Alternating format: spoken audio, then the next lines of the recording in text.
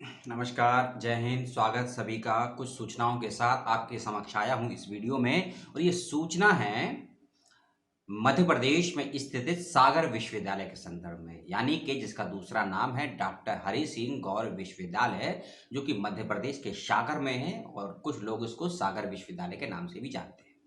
18-19 नवंबर 2021 को आए हैं 4-5 अपडेट, या कहें कि लगभग 6 अपडेट, और ये सभी के सभी अपडेट हैं यूजी, पीजी और पीएचडी एडमिशन को लेकर। यदि आपके या आपका एंट्रेंस एग्जामिनेशन का रिजल्ट आ चुका है और आप हो चुके हैं उसमें क्वालिफाई अपने अनुसार, क्योंकि मेरिट तो आपको मालूम नहीं है, काउंसलिंग कब होगी ये भी मालूम नहीं है, इंटरव्यू कब होगा ये भी मालूम नहीं है, सिनॉप्सिस कब तक भेजना है, कैसे भेजना है ये भी नहीं मालूम है। उसी की सारी जानकारी इस वीडियो में आपके लिए लेकर आया हूं। आपके पास जितना समय और जितनी समझ हो उतना वीडियो देख लीजिएगा, और जितना वीडियो देखें उतना ही सवाल कर लीजिएगा। कोई दबाव नहीं है आपके ऊपर, ना ही कोई संवैधानिक प्रेशर है आपके ऊपर। आप चाहें तो आज़ाद मुल्क में अपने सवाल को पूछ सकते हैं, और हम वीडियो को शुरू कर चुके हैं।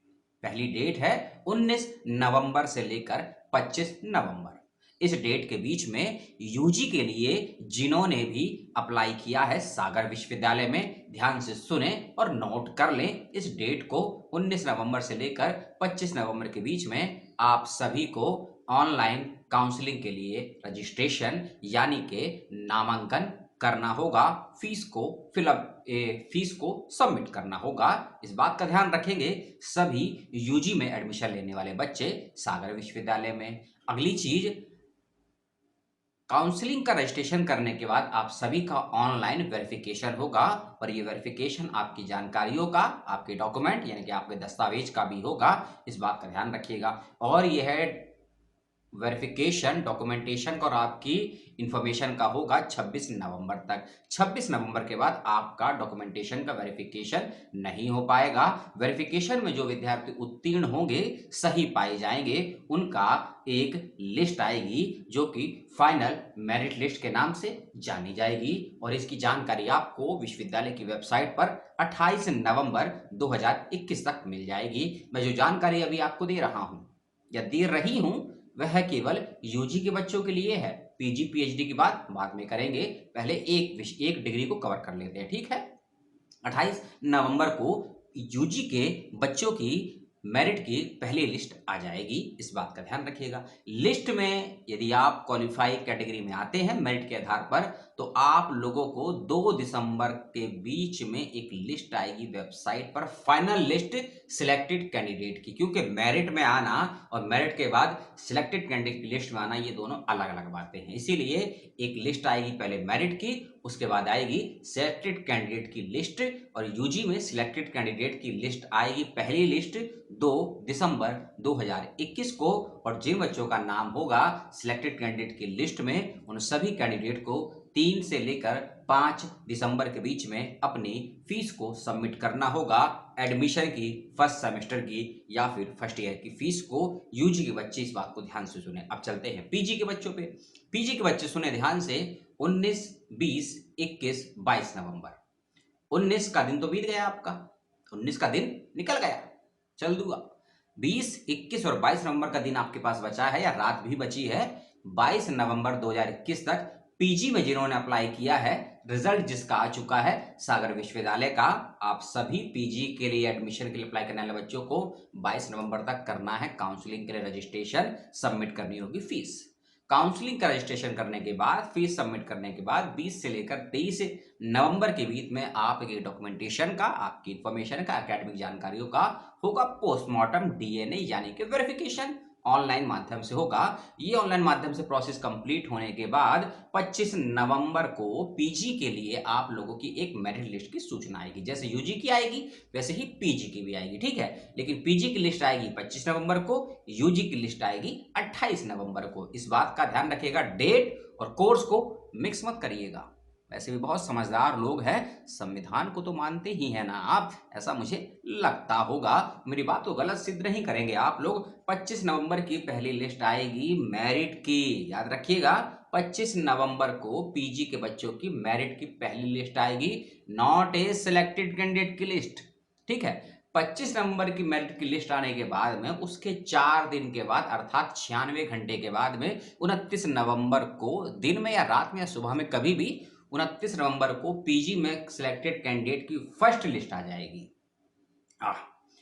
29 नवंबर को पीजी में सिलेक्टेड कैंडिडेट की पहली लिस्ट आ जाएगी मेरिट के आधार पर, और जिन बच्चों का चयन होगा 29 नवंबर की लिस्ट में पीजी के लिए, उन सभी कैंडिडेट को 30 नवंबर, 1 दिसंबर और 2 दिसंबर को अपनी फीस को सबमिट कर देना है। ठीक है, समझ लीजिए आप लोग। एक बात का और ध्यान रखें, जो बच्चे एंट्रेंस क्वालिफाई हो चुके हैं, जो बच्चे एंट्रेंस क्वालिफाई हो चुके हैं, यदि क्वालिफाई कैंडिडेट काउंसलिंग का रजिस्ट्रेशन या फॉर्म नहीं भरते हैं, काउंसलिंग की फीस सबमिट नहीं करते हैं, तो आप लोगों का एडमिशन फाइनल रूप से किसी भी हाल में नहीं हो पाएगा। इस बात को कहीं लिख लीजिए, कहीं उसको रिकॉर्ड कर लीजिए। मेरे वीडियो को या मेरी सूचनाओं को आंखों से नहीं कानों से देखेंगे तो आपको जल्दी और ज़्यादा चीज़ें समझ में आएंगी। और पीजी के बच्चे ध्यान रखिएगा, 2 दिसंबर तक फीस सबमिट करनी है आपको, और यूजी के बच्चों को 5 दिसंबर तक फीस सबमिट करनी है। ये मैंने आपको बता दिया। काउंसलिंग के लिए वही बच्चे रजिस्टर कर सकते हैं जिनका एंट्रेंस एग्जामिनेशन में 40 या उससे ज़्यादा नंबर यानी कि मार्क्स आया होगा।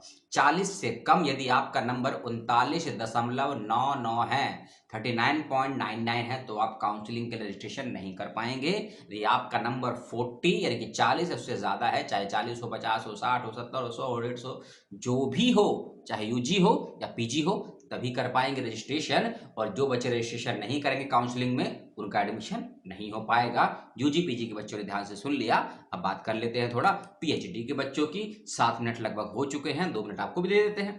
पीएचडी की कम सूचनाएं हैं। पहली चीज, पीएचडी के बच्चों को किसी प्रकार का काउंसलिंग के लिए रजिस्ट्रेशन नहीं करना है, फॉर्म नहीं भरना है।